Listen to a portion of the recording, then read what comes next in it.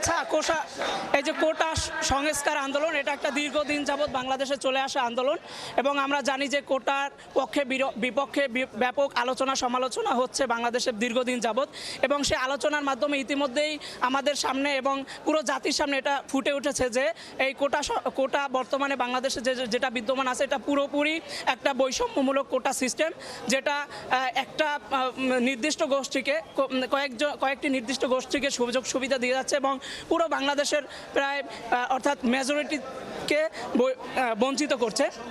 হ্যাঁ, সেজন্য আমরা চাচ্ছি যে 2018 সালে যেটা মাননীয় প্রধানমন্ত্রী যে ঘোষণা দিয়েছেন যে কোনো সরকারি চাকরিতে কোনো ধরনের কোটা থাকবে না, সেই পরিপত্রটা আবার আমরা দেখছি একটা কুচক্রী মহলের সহযোগিতা আবার হাইকোর্ট সেটার পক্ষে রায় দিয়েছে। তো আমরা চাচ্ছি যে এই রায়টা আবার তুলে নিয়ে অর্থাৎ 2018 সালের পরিপত্র বহাল করতে হবে এবং সরকারি সকল ধরনের চাকরিতে মেধাভিত্তিক নিয়োগ দিতে হবে কোনো ধরনের।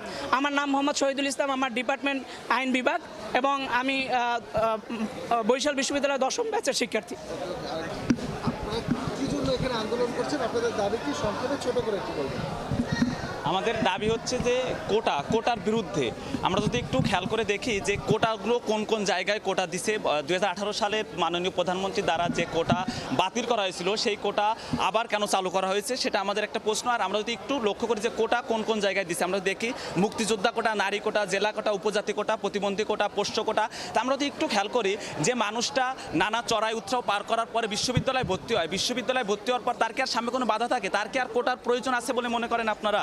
তারপর আমরা যদি দেখি যে একটা জেলা কোটা কি জন্য লাগবে, মানে জেলা কোটায় কি জন্য লাগবে আমার এটা একটা। আরেকটা হচ্ছে যে বিশ্ববিদ্যালয়ের শিক্ষকদের বিভিন্ন স্যারদের ছেলেমেয়েদের কেন পোষ্য কোটা থাকবে?